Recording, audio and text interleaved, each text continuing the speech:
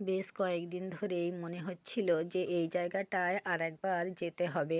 তাই হঠাৎ করেই সুযোগ পেয়ে বেরিয়ে পড়লাম আমরা। এটা হলো তমলুকের মা বর্গভীমা মায়ের মন্দির। এখানে দেবীর বাম পায়ের গোড়ালির অংশ পড়েছিল। মন্দির চত্বরে চারপাশ আমরা ঘুরে ঘুরে দেখলাম বেশ কিছু পরিবর্তন হয়েছে এবারে। এই জায়গাটায় যারা অন্নভোগ খান তাদেরকে ওই জায়গাটায় বসিয়ে খাওয়ানো হয়, আর এখানে ওই যে মানে অন্নভোগের টিকিট পয়সা দিয়ে টিকিট কাটতে হয়। তো আমরা পুজোর ডালি নিয়ে চলে গেলাম অঞ্জলি দেওয়ার জন্য। কি অপূর্ব মূর্তি মায়ের, দেখলে মন প্রাণ জুড়িয়ে যায়। বেশ অনেকটা টাইম আমরা এই মন্দিরে কাটিয়ে দিলাম। এত মানুষের ঢল, তবু কোনো কোলাহল চিৎকার নেই। প্রত্যেকেই তাদের কোনো না কোনো মনোবাঞ্ছা নিয়ে এসেছে মায়ের কাছে। এই গাছটিতে তাদের মনোবাঞ্ছা জানিয়ে ধাগা বেঁধে দিচ্ছে। আমিও বেঁধে দিলাম, সিঁদুর দিয়ে প্রণাম করে নিলাম।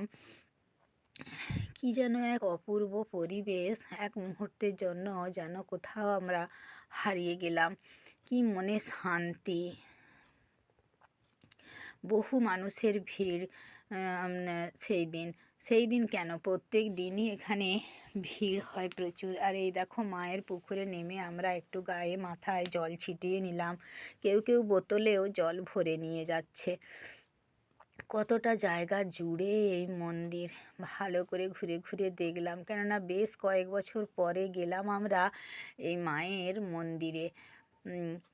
তারপরে কয়েকটা ছবিও আমরা তুললাম। অনেকটা সময় কাটিয়ে দিলাম, আসতে যেন মন চাইছিল না। আর এখানে তো অনেক অনুষ্ঠানও হয়। আমাদের যেতে একটু দেরি হয়ে গিয়েছিল, তাই অন্নভোগ আর সেদিনে পেলাম না। একটু তাড়াতাড়ি গেলে হয়তো সুযোগটা পেতাম। তাই আমরা খাবার জন্য চলে গেলাম নিরামিষ হোটেলে। পুজো দেওয়ার জন্য সকাল থেকেই না খেয়েছিলাম। এই 2টোর পরে আমরা গেলাম হোটেলে। রুটি আর ডাল নিয়ে নিলাম, খেয়ে দিয়ে চলে গেলাম বাড়ি ফেরার জন্য বাস ধরতে। বাস দেরি ছিল বলে একটু আইসক্রিমও খেয়ে নিলাম। বাড়ি ফিরতে আমাদের প্রায় সন্ধে হয়ে গেল। সন্ধ্যা প্রদীপ দিয়ে নিলাম, দিয়ে চা খেয়ে বসে গেলাম রাতের খাবার বানাতে। শুয়ে পড়লেই ঘুম ধরে যাবে আর উঠতে পারবো না, তাই রাতের খাবারের জন্য রুটি করে নেবো, করে নিচ্ছি। আর একটু সিমাই করে নেবো, আর বেশি কিছু করব না। কেননা সারাদিন তো একটা জার্নি হয়েইছে, তাই একবার শুয়ে পড়লে ঘুম ধরে যাবে আর উঠতে ইচ্ছা করবে না, খেতেও ইচ্ছা করবে না। তাই একবারে রাতের খাবার করে নিয়ে খেয়ে দিয়ে একবারেই বিছানায় যাব।